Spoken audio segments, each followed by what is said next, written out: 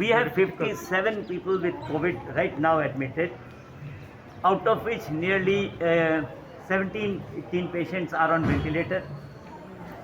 And in cardiac surgery, one post-operative patient became COVID positive later on because possibly the attendant brought it in, and that led to some exposure. So COVID, cardiac surgery ICU is now a containment zone. But we are there to extend our services to the best of our ability.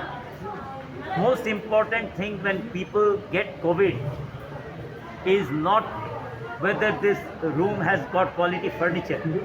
It is whether I have got quality care.